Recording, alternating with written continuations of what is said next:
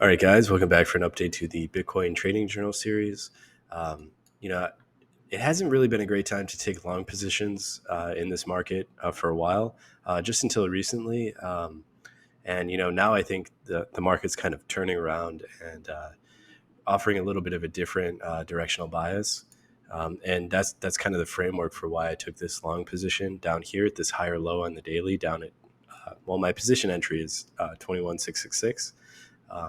196 Bitcoin position, pretty far in profit. But I'm not looking to take profit right now, and I'll outline the reasons for that using price action concepts, open interest, as well as momentum indicators. Um, so typically whenever you get a run like this below in consolidation and then an impulsive run, right? Uh, you can mark it by the fact that price didn't spend a lot of time trading within this region, right? It broke down below this consolidation, ran very quickly, and then consolidated below here. When you see this, you have an impulsive price movement, an inefficient run. And what you can interpret from that is that if price closes back in these levels, it's probably going to make a run up and fill the inefficiency, right? Up to these bodies up here. Now, sometimes with that concept in mind, you will see a liquidity run at first pass, which is kind of what we got here. So you did get a close in that region, but a lot of times the first pass is a liquidity run. You want to fade it, generally speaking.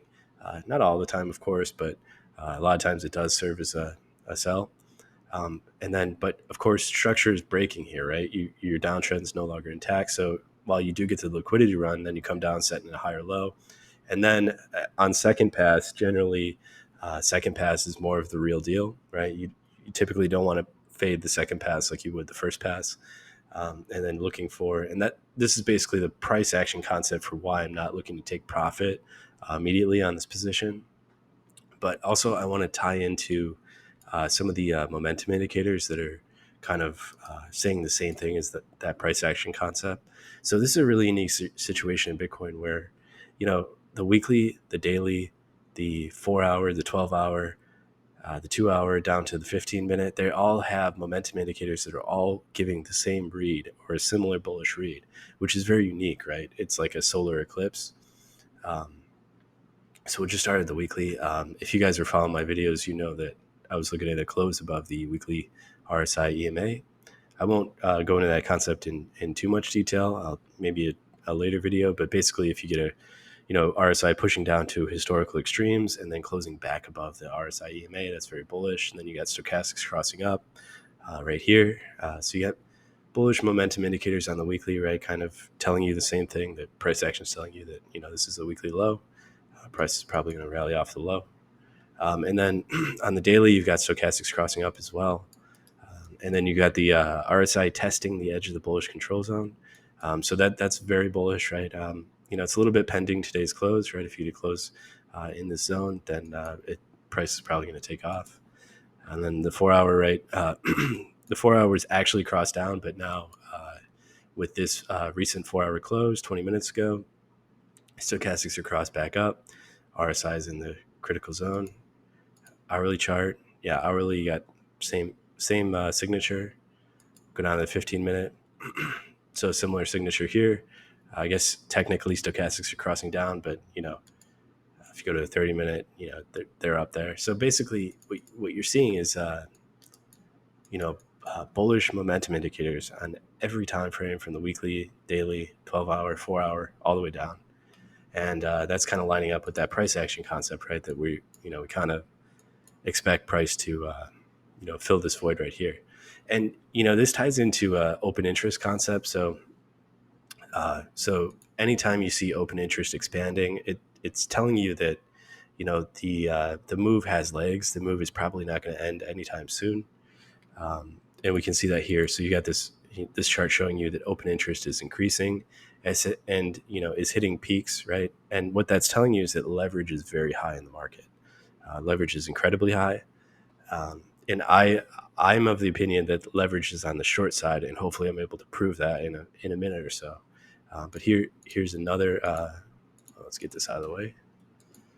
let's here's another open interest chart right here showing open interest, basically the same thing as the last chart we looked at. Open interest is hitting, very, very high level, and this is per or derivative perpetual contracts, uh, which doesn't really tell you directional, but it's not spot, right? And generally when the market moves up, it's because spot buying is increasing, not leveraged derivative contracts. So it's pretty unlikely that the market is rallying on open interest increasing, on people opening long positions in Bitcoin on derivative contracts. But so I'll try to hash out that in more detail. But in order to frame it, we have to frame the concept that we have experienced capitulation in the market. So these are your capitulation events denominated realized losses in a 10-day period. So what it's showing you here is that Bitcoin has,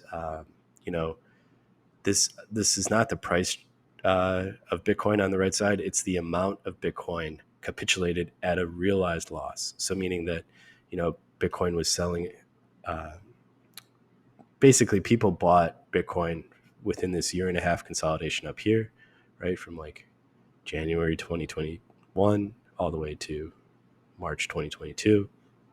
They're buying in this region, probably have an average cost basis somewhere around the midpoint of the region, like 40,000.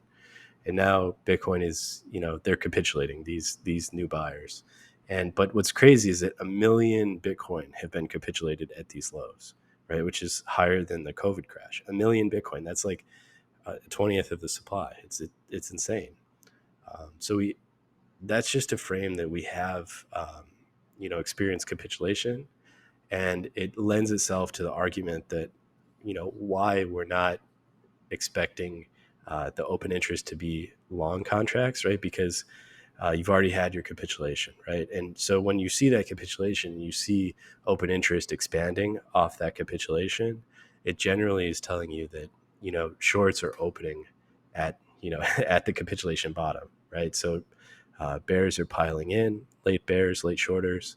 Um, they're getting greedy and piling into their positions.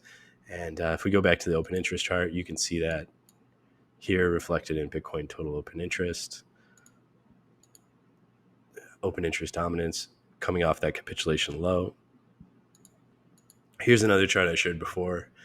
So you have your, this is similar, a shitload of Bitcoin liquidated by large entities since May 12th. You see all these different entities getting wiped out. And, that was kind of the fuel for the drive down to these lows down here. Uh, you know, and then let's see, where's the other one? We got, here we got Arcane Research showing that Bitcoin net short exposure has, increased on this ETF down here at the lows after the capitulation. Um, and I think that's reflected in the open interest as well.